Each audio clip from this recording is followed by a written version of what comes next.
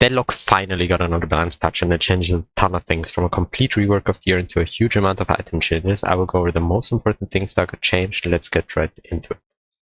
You now pick up the Urn with a light or heavy melee instead of waiting on the spawn spot, and you now always deliver it to the middle of the map onto the bridge. After you deposit the Urn, it takes a 3, 5, 10 second delay for it to get secured, depending if it's favored, neutral or unfavored respectively. In that time, it can get stolen by heavy meleeing it. Stalling the Urn is now basically impossible as it kills you way faster than before, and if it starts running, it cannot be picked up until it returns to the pickup spot. Every hero now has a lower base HP and their HP per boon scaling is reduced by 5. This will make squishy heroes like Mina worse in comparison to heroes with a ton of HP scaling like MOBA. Guardians take more damage in the early game, medium camps now spawn at 5 minutes instead of 6, and breakables will now spawn at 3 minutes. These changes incentivize pushing the tower more and focusing on doing boxes less. It also makes roaming as early as before not as viable. Wall breaking got fixed, the shrines are now invulnerable as long as not at least one base guardian is destroyed.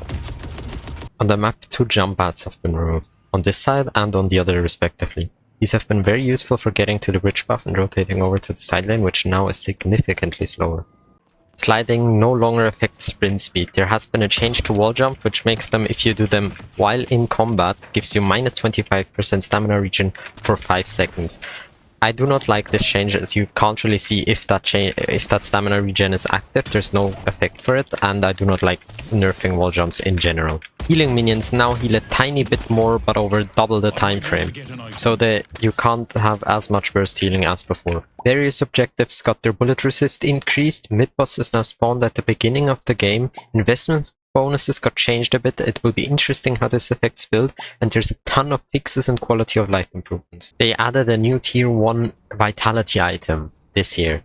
This will definitely buff all the barriers because it builds into every single one of them, but in itself it's not that great. It also, if you use it, you set your cooldown on the new item you're buying, so it stays. Weakening and crippling headshot now works against NPCs, which makes them a good item for farming, maybe instead of intensifying magazine or something else.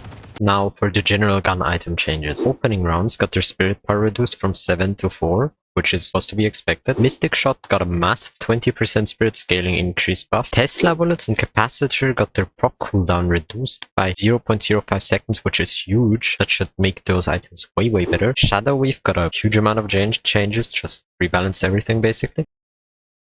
Sharpshooter now upgrades out of high velocity rounds, so it inherits the 60% bullet velocity. Long range weapon damage got reduced by 10%, but now has the innate 10% weapon damage from the components. Spiritual Overflow now has Spirit Lifesteal moved from the active to the innate, reduced from 16 to 13%, and Spiritual Overflow now builds from Spirit Lifesteal, and it gains the innates it has, so a bit of spirit power and other stuff.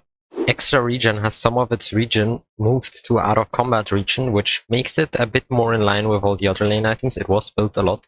Spirit Shielding and Weapon Shielding, now instead of granting move speed on activation, they grant bullet resistance or spirit resistance. Bullet Lifesteal now grants 6% weapon damage. They've increased all the stats of Lifesteal items, not the Lifesteal in itself, but like max health that they give, just by a bit. And all the shields build out of the grid item. So all the shields got a small buff from that. Golden Goose Egg now gives you a buff every 80 souls instead of 100 souls. Bullet Resist Shredder no longer grants you plus 65 bonus health, but gives you an extra % of bullet resist and grants you 9% weapon damage, which is quite good. Spirit Snatch now got a better scaling, and it has a lot more spirit power steal, so we'll see how that goes. It's buff for Yamato, for example. Magic Carpet is very interesting. It grants you less gravity and more air control, so you kind of become Celeste. Combined with Celeste, it's kind of crazy. Arctic Blast is now more of a CC item instead of giving you damage amp. And yeah, those are the most important ones for the spirit items, and now let's get to the heroes. Apollo is now easier to hit, has less regen, and his riposte is a lot worse. You can only use it on heroes now, and you dash only to the hero, so you can't use it as an escape anymore. Bebop, Victor, and Lash's gun all got worse, so they aren't as good as a gun carrier anymore. Celeste got a nerf, she's now easier to hit, she has a higher stamina cooldown, but her radiant daggers are a bit stronger. The Shining Wonder also got a bit better. Doorman now got a huge change. His doors, he can't close them immediately anymore. They go on cooldown for 8 seconds. So if you get carted, you can actually run through the door again if you're able to. He also can't escape as easily anymore. Then Graves. Graves got a huge buff again, or a rebalance. Her gun isn't as good anymore, it got worse. But her grasping hands now spawn a ghoul at the start of it, which is really insane. She's just super strong. Her deadhead's got like a lot of fixes that are following easier, so she's gonna really be good in this new meta. Then Great Talon got a bit of air movement change. He's now a lot faster in the air, so he's harder to hit. His cooldown also got reduced, but his duration got also reduced. Then Holiday got a big gun buff, or not a big gun buff, but like a gun buff that's actually pretty noticeable in the early game. It doesn't scale better, but it's still a good amount of it's still like 5% damage increase in lane, which is always good. Also more health regen, which for roaming, which Holiday does, is really good. Now something that I also noticed is or is also pretty important. Kelvin, if he gets stunned off his ice path, won't get an ice path under him, so he will actually drop down. Then for the next one, Mina has now an innate -8% debuff resistances, and the ult got a lot worse as Love Bites, the spirit damage per bullet, doesn't apply to Nox Nostra anymore. That was like 20% of the damage, at least that's what it says in the patch notes, and it also now gives on tier 3, it doesn't give you 1%, it only gives you half of that of current HP damage. Mirage's Jin Mark visuals have been updated, here you see it. So they're kind of like small little, like I don't know, like small little strikes or strokes there, and you can see how many you have there. Silver's Entangling Bola no longer stops you from jumping and mantling.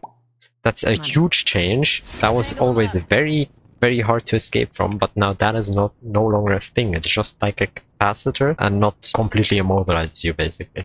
Then one of the strongest heroes in this new meta will be Yamato. Yamato profits off of that health pools are just going to be lower as everything got lower. Her power slash cast time got reduced by half, or like it's half as long. Her spirit scaling increased.